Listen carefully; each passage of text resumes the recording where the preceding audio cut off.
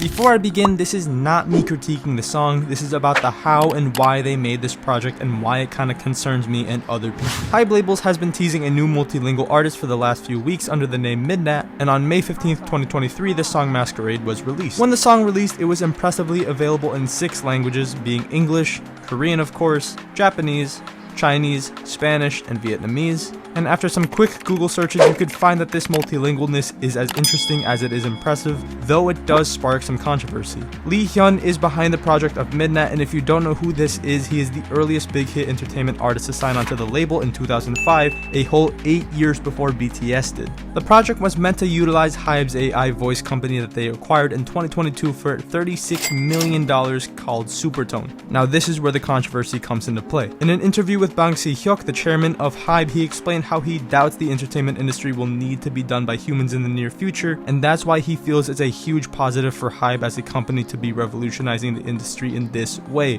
but many have been opposed to this idea. AI has been an uprising argument across the music industry in all markets in fear that it will take away the need for talent and creativity and leave the media we consume to AI voice replicators and even AI writers and producers. And with this MIDNATT project, HYBE seems to be contributing, but not in the way you'd think. There have been entirely fake songs created by a few clicks of AI, such as Heart Up My Sleeve, sung by what sounds like The Weeknd and Drake, but had actually nothing to do with them or their label. This eventually led to the Universal Music Group taking it down in protection of the artist's talent, so there's obviously concern from other labels. But in this case, rather than the voice being entirely AI generated like the one I just mentioned, this one is used to enhance the singer's multilingual voice to make it sound more natural. So in short, Lee did sing in all 6 languages, but it was not as fluent as we heard in the song. He was helped by AI. The goal here seems to be expanding on globalization, and it makes sense that HYBE feels the responsibility to do this since they technically pioneered the genre of K-pop into mainstream US charts and award shows with BTS. But obviously the concern here is not the globalization itself. That's always the goal for any company, especially outside of the US, but it's the methods that are concerning. Though HYBE is not entirely using AI personality to sing these songs, it's setting the foundation for a scary future. A future where people will be fans of AI. Right now they say that this is just meant to enhance the singer's ability, but sooner or later this could very well become the normal future we live in soon,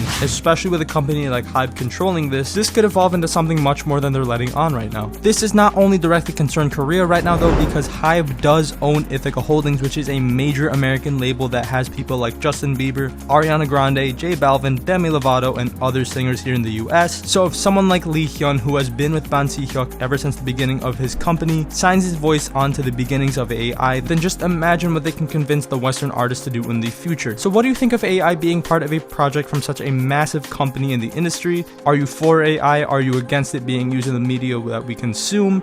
Let me know in the comments. What are your thoughts?